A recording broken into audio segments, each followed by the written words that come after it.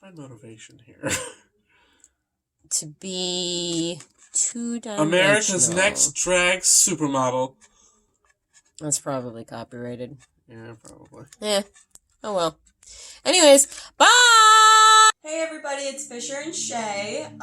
We are diving deep into Dungeons and Dragons today, and we have designed our own characters, and we'd like to tell you a little bit about them. Created by Gary Gygax, Dungeons & Dragons is a very popular tabletop RPG, and we've decided to make our own characters and tell you about them. I'll go first. So, my character, as you can see, is named Dergrin Aronofsky. Oh my god. He's a dwarven warlock. Okay. Who was constantly overshadowed by his older brother, Darren. How tall is he? He's 4'3". Is Darren taller? Darren's obviously taller. Dergrin is a former stonemason who got so pissed off at his brother's success that he made a deal with a demon, and so became a warlock. Now able to use magic, Dergrin wreaks havoc around his mountain dwarf countryside in the hopes that he can one day surpass his brother in terms of fame and, I guess, creativity. Armed with a light crossbow, Dergrin uses his magic and arrows to make wrongs, I guess. This dude's just been done dirty. He's trying to get back. He hasn't really been done dirty. No, but he feels he has. He feels he has, but he hasn't. He's just kind of a dick with a crossbow and some magic and a deal with a demon. But anyway, that's my character, Dergrin Aronofsky. I love it. My turn? Alright. My character's name is Yaz. They go by they, them. Yaz is 78, which is pretty young on the elf side of their family. They are half elf, half human.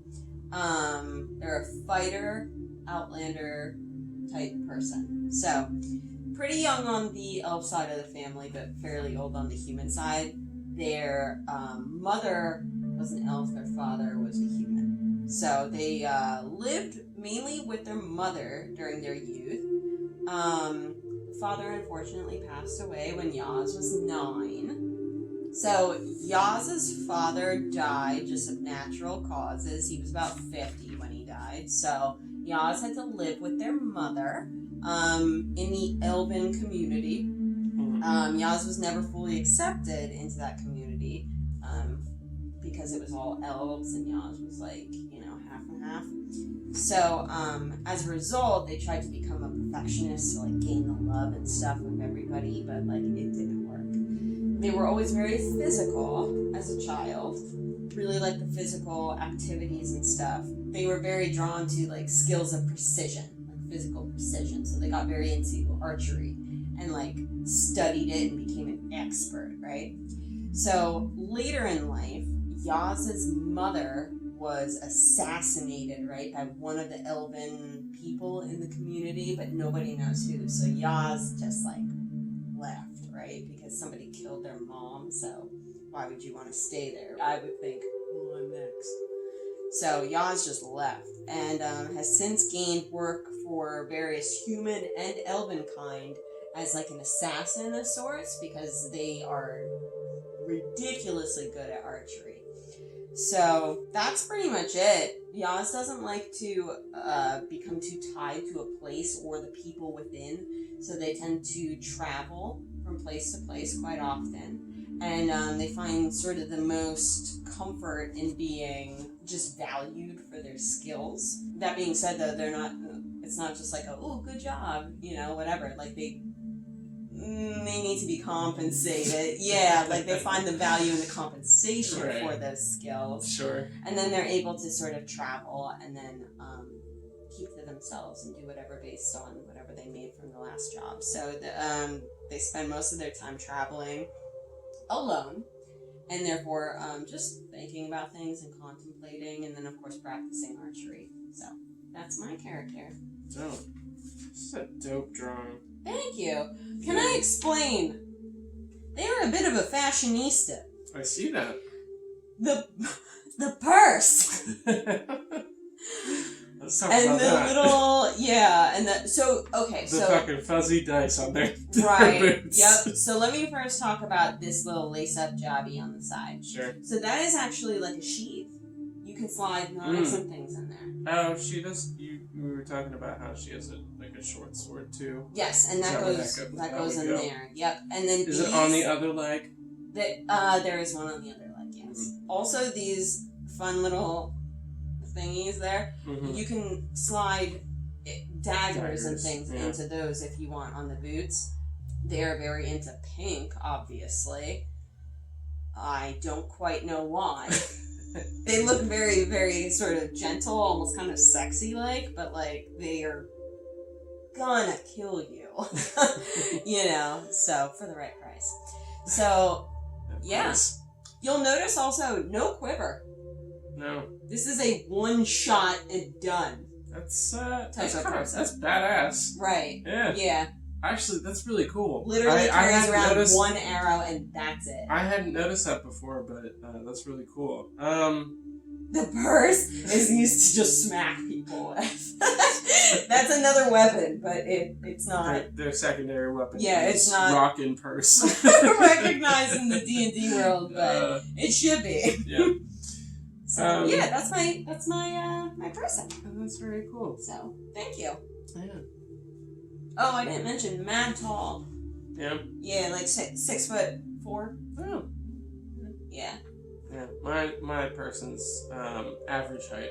On the smaller side for a dwarf. You could fit in their purse. Not quite that small. Did you have any questions? I do, yeah. About Sergrin Aronofsky? Yes, so the magical skills. Yes. What are they? I would suspect that Dergrin specializes in attack magic. He's a very combative, angry, bitter person.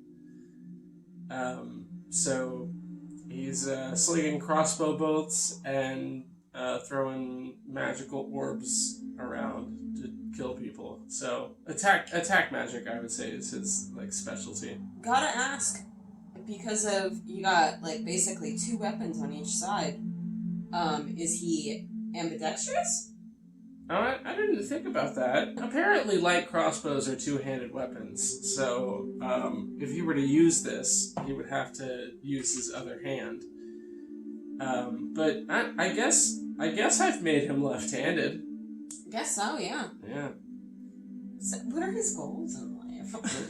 He wants to be better than his brother. That's it. That's it. Okay. Yeah. He wants to be better than his brother Darren Aronofsky, but doesn't really know what that looks like. That's interesting. My character that I made is an only child.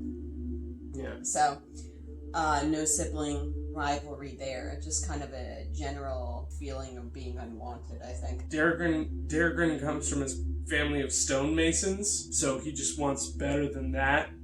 And then after that, he wants better than his brother. Okay. You know what I mean? So he just knows that Interesting. he just knows that there are 2 higher steps, but he doesn't know what that looks like. So he's sort of powered by jealousy and pride. Yeah. Interesting. I like that. Do you think that our characters would be friends? I think it would very much depend on the circumstances that they met. I think that they would probably both have too big of an ego to even say to work together, to even acknowledge how good the other one is at what they do. But if they were paired together in some sort of on a team or something like that, they would probably work well together, I think. They wouldn't like each other, though. I don't know. See, I almost think this could be a beautiful thing where Yaz doesn't have any siblings. Mm-hmm. Maybe they could become sort of like surrogate siblings, and maybe they love each other. So yeah, That's those are our D&D characters. Anyway, that's all. Bye.